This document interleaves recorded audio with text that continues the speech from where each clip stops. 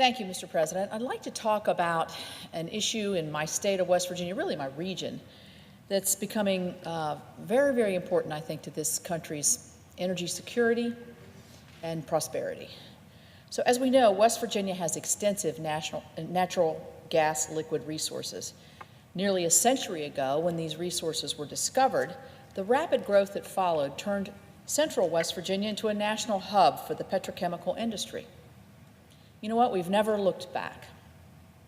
Today, chemistry remains one of our state's second largest industries and directly impacts other major sectors like energy, biomedical engineering, and manufacturing. West Virginia is home to 140 different chemical companies that employ nearly 13,000 workers. West Virginia's share of GDP from the chemical industry is the sixth largest in the country. And these products are about 1/4 of our state's major international exports. We still have one of the highest concentrations of chemical, polymer, and resin manufacturers in the world. This sector is sort of a microcosm of the challenges and opportunities facing this important American industry during a time of fierce international competition. Estimates show that more than 100,000 workers in West Virginia already have the industrial skills to fill jobs in this sector. And there are thousands more who could easily be retrained to fill these jobs in this important industry. With our region's abundance of natural gas from the Marcellus and Utica shales, West Virginia is perfectly positioned for a massive increase of economic growth and new jobs. Natural gas liquids provide the building blocks for many of the products used by our consumers every single day. Products ranging from the dashboard in your car or the water bottle that many of us use. Right now, we don't have the right infrastructure in place to store and distribute the building blocks that make up these products.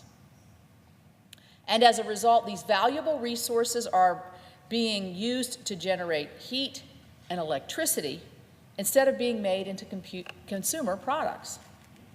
As Energy Secretary Perry put it, that's like cooking your breakfast over a fire of $100 bills.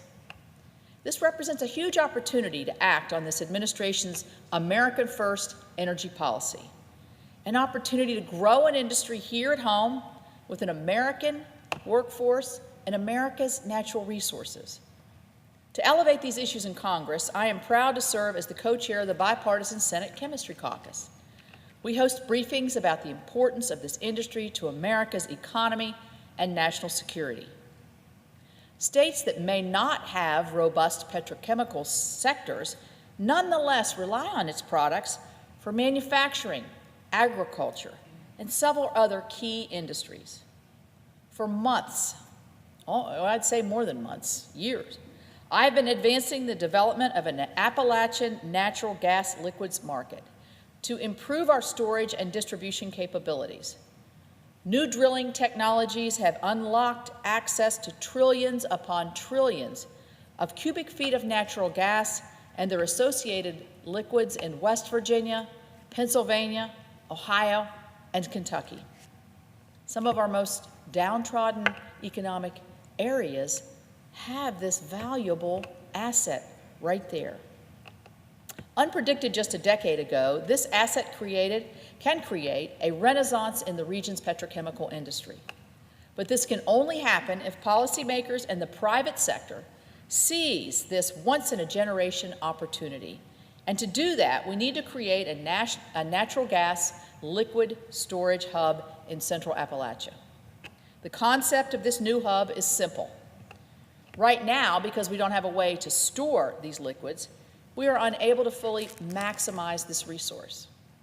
That hurts producers, refiners, and our manufacturers in the state of West Virginia and Ohio and beyond.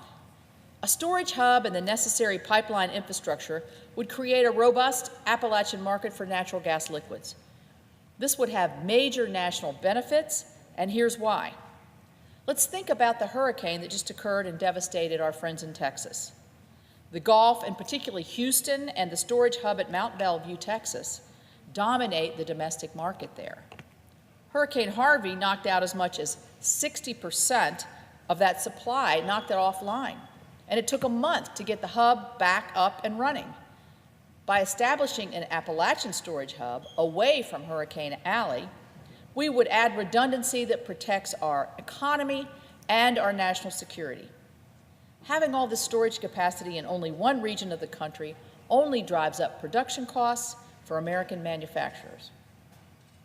I would also add that this resource is in Appalachia. Appalachia should have this storage hub to be able to capitalize and create the jobs right in our own neighborhood. As Appalachia has become a robust producer of natural gas liquids, pipelines that used to flow from the Gulf to the Northeast have been reversed. The resource is now sent to the Gulf for storage and refining. It is then sent back as ethylene to the interior of the country, often Appalachia itself, as well as the Midwest, for manufacturing. This back and forth obviously drives up prices for the goods that you buy every day, from furniture to toys to cars. To be clear, development of an Appalachian hub would not come at the expense of the Gulf's market. It's a comparative advantage.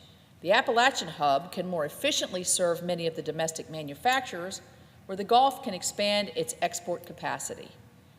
Besides making the national market more efficient and resilient, an Appalachian market will drive significant development in a region that desperately needs a boost. A recent study found that Appalachian states of West Virginia, Ohio, Pennsylvania, and Kentucky could see as much as $35.8 billion in new capital investment, creating more than 100,000 jobs by 2025 with this new hub. When Secretary Perry accepted my invitation and visited West Virginia in July, the development of an Appalachian natural storage gas liquid storage hub and market was a great topic of emphasis. The Secretary met with several business leaders as part of a roundtable discussion to discuss paths forward in developing a regional ethane market. Needless to say, the Secretary saw the obvious benefits of such a project and that the hub could play a key role in the administration's related goals of rejuvenating the Appalachian economy and achieving an American-first energy policy. The Secretary and I have discussed how best to bring this public-private partnership to life since his visit in West Virginia. And I think all of my colleagues, particularly those representing Appalachia, should be as excited about this concept as the Secretary and I are. Several private entities are undertaking that initial development work right now, with interest coming from both domestic and foreign investors. And I have been engaging frequently with Secretary Perry and with Commerce Secretary Ross about making the storage hub a reality. The Trump administration understands the importance of this project to the economies of West Virginia and the region, and I appreciate their efforts to help move our state forward beyond the economic disaster that we've had over the last several years. I will continue my advocacy for this enormous economic development opportunity and encourage my colleagues, not just from the states I mentioned, but all around the country. I would ask my colleagues to join as partners in this effort. Thank you, Mr. President, and I yield the floor.